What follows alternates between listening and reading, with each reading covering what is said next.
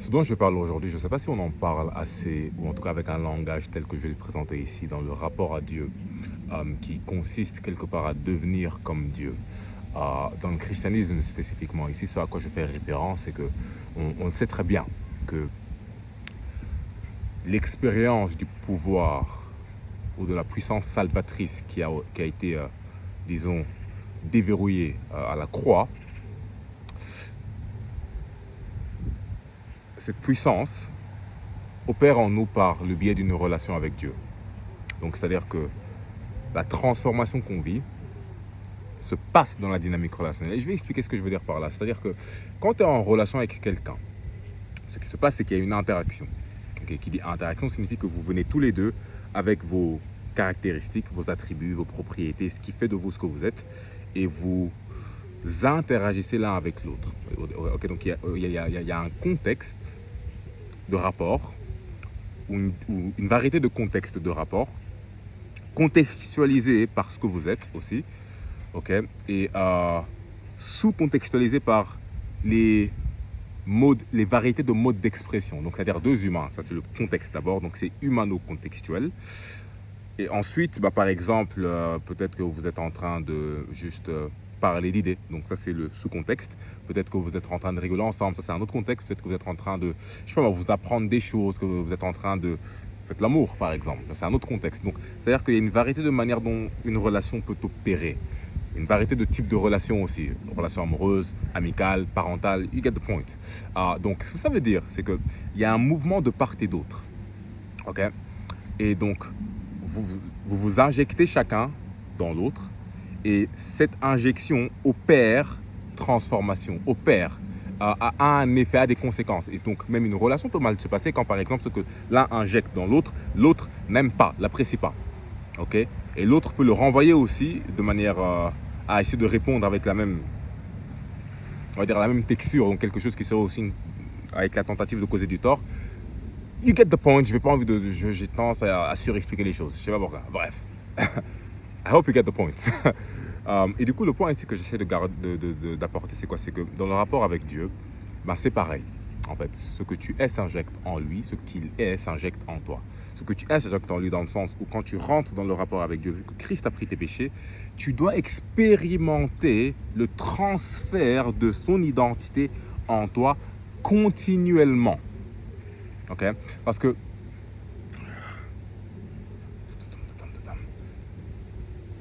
moi, je sais pas, ce truc quand on dit que oui, une fois que tu acceptes le Christ, ça y est, c'est bon.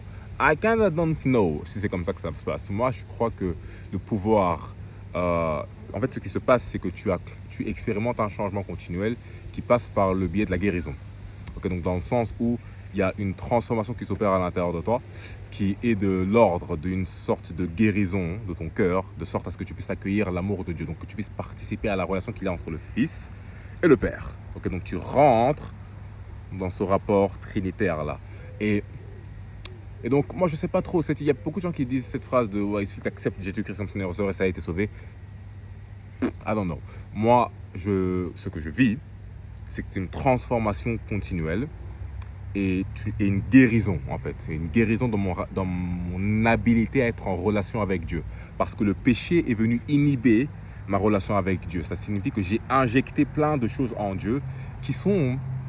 je sais pas moi, de la malveillance. Parce que tu vois, quand Chris dit que ouais, si tu maltraites le sans-abri ou la personne là-bas, la personne pauvre à qui tu as refusé de donner de l'aide, that's him. Donc il est en tout le monde en quelque sorte.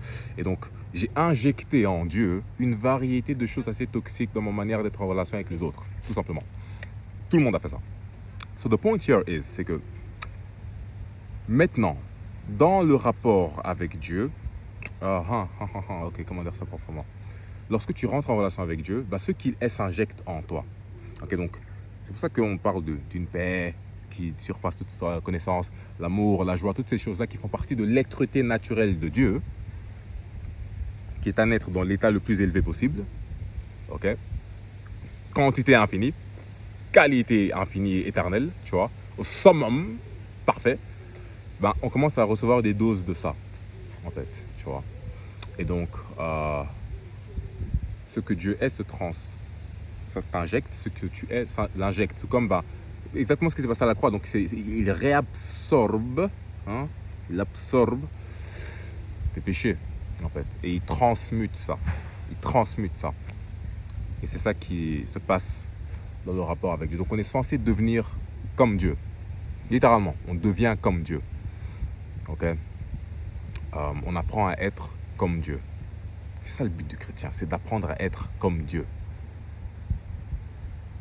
Et quand on parle du pardon, c'est pour ça que le Christ dit que si tu ne pardonnes pas les autres, le Père ne te pardonnera pas, parce que pardonner les autres revient à rentrer dans la relation que Dieu a avec eux. Parce que Dieu a déjà tout pardonné. Mais pour expérimenter son pardon, tu dois faire de la place à l'intérieur de toi, en fait.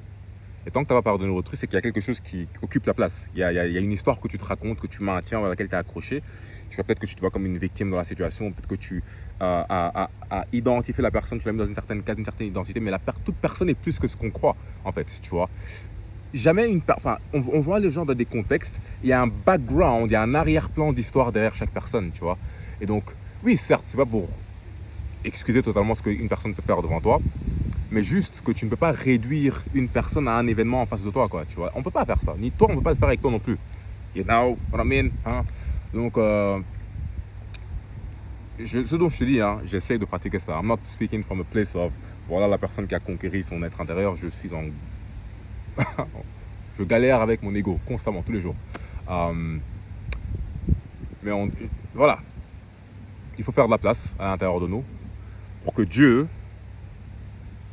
mais, M'-EST, que tu sentes que Dieu t'est, hein, et de plus en plus, et ça passe par ce rapport d'humilité, parce que tu te places de sorte à ce que tu puisses le laisser siéger, et tu autorises sa lumière à révéler ton ombre, ton obscurité. Tu laisses ça venir à la surface, parce que tu ne peux rien cacher à Dieu. Tu peux avoir une impression de le cacher, donc dans ton rapport relationnel à lui, être dans l'esquive, la distraction, l'inhibition, toutes ces choses-là, tu vois, l'évitement, le déni, okay, qui ne se passe pas juste par le fait d'éviter de regarder quelque chose, mais par le fait aussi de superposer un narratif sur le réel narratif. Ça, c'est aussi un autre mécanisme. C'est la manière dont le déni fonctionne.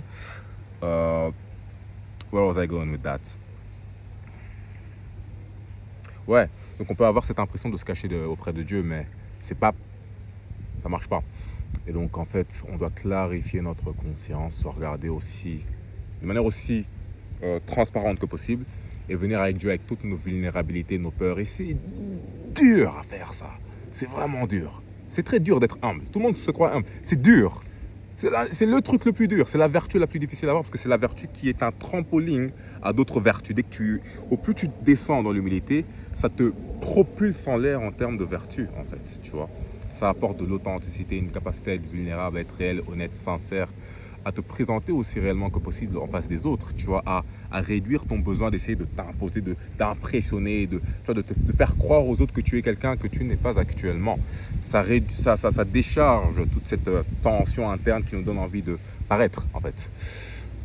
Et je pense que 8 minutes 30, c'est déjà assez comme vidéo. Ciao!